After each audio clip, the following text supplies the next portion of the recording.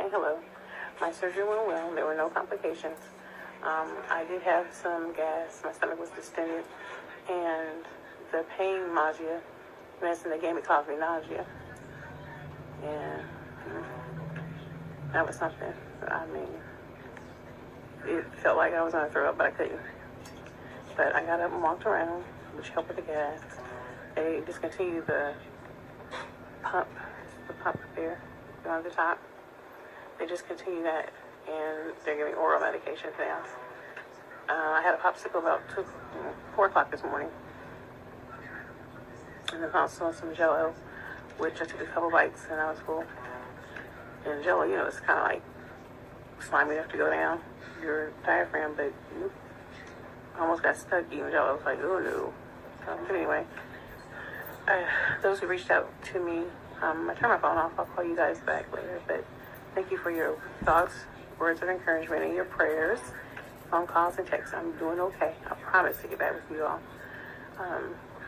They're going to release me tomorrow to go home. They were going to do it today, but I just wasn't feeling all that great to travel some 3 hours from here to from the next to Kansas, Wichita. Also, I'd like to give a special thanks to my uncle.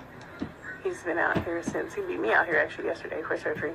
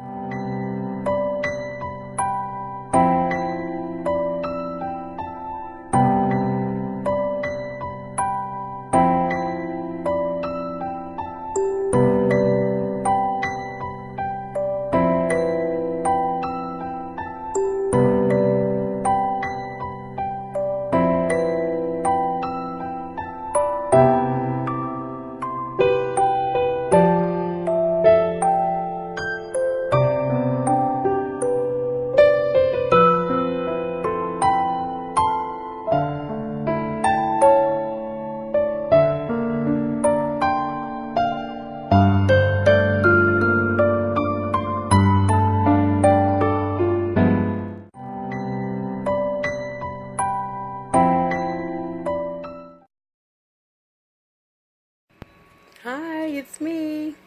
I am, first of all, let me say how grateful I am to the Most High for giving me this second chance in life, this opportunity to live within my purpose. That's my most famous saying, is live within your purpose. Okay, February 23rd, 2016 is the day I had gastric bypass surgery. A lot of people didn't agree with it. They were like, well, you know, there's so many complications. You know, why don't you try to lose it on your own? There's so many risks, which I'm like, I did the research. Anything that I do, especially something that's that significant, I do my research. Whether you purchase a car, a home, enroll in school, get married, get in a new relationship, do your research. So, as I was saying, I went through several months of bariatric, I wouldn't necessarily say training, but awareness. I went to several different meetings at Via Christi and support groups, so I can get, you know, other patients who've had the surgery to get how they felt, whether they had complications, nausea, what they thought about bariatric surgery, more specifically the Roux-en-Y. So I just made it my choice that I was going to have it. If I didn't, I would have another stroke. I had a stroke in 2011. If I didn't, then other complications like a snowball effect would keep happening. Bad knees, hypertension, high cholesterol. And this was my senior year at Wichita State University. I was about to graduate with a degree in women's studies and a minor in ethnic studies. So when I decided to go ahead and have the surgery, I spoke with one of my professors who's also had the surgery, and she was like, well, go to Kansas City Bariatric Center. It's a center of excellence. It specializes with people who are heavier, who have a lot of weight to lose. And so that's what I did. And here I am, 365 days later. 365 days later, I've closed the chapter to one book, and I've opened another. So I'm starting a new chapter, a new book. And I am now down 147 pounds all total. With my highest weight, I'm down 167, 68 pounds. So, yes, there are significant changes within me. One, my clothes. They're big. I have a closet full of clothes, which I will be going through during spring break, and I'll empty my closets. A lot of clothes are still brand new, because as soon as I can fit in one, I go down a size, then they're too big.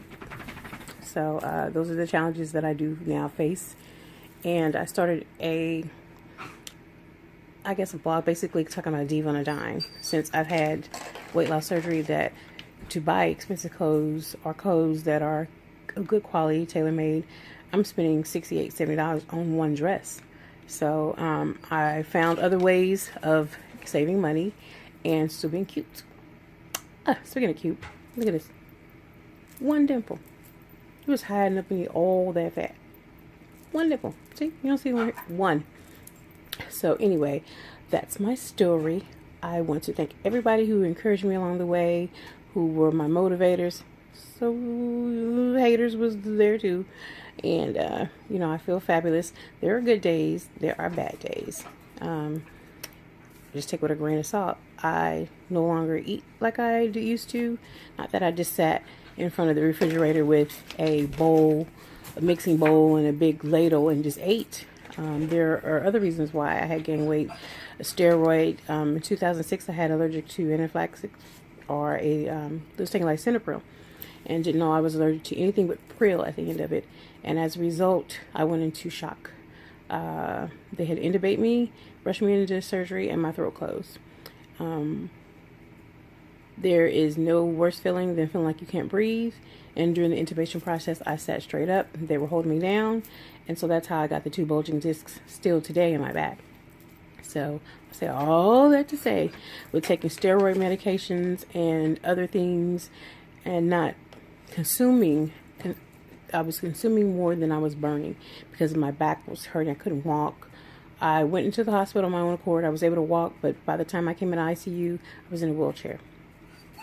So the struggle is real, and that's how things happen. So I am blessed. God saw fit to keep me here. In 2011, as I said, I had a stroke. I was in my freshman year at WSU, Wichita State, my alma mater. Go Shocks. And anyway,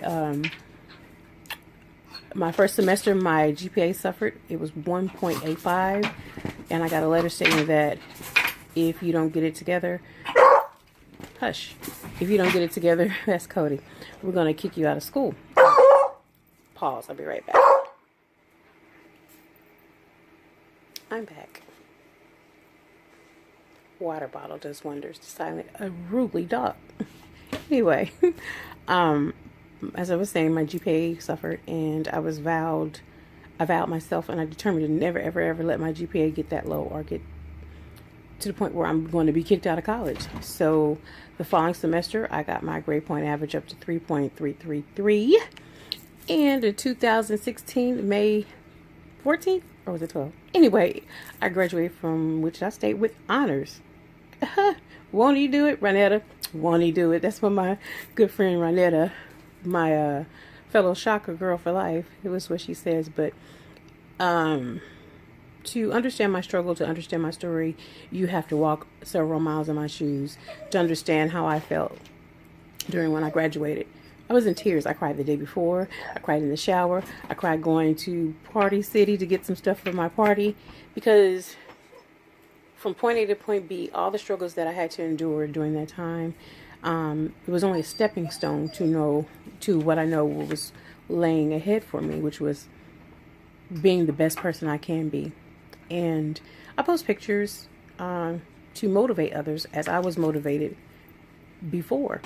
It's not for vanity. It's not for, oh, she thinks she's cute. Oh, yes, I do. Thank you. But I stay humble.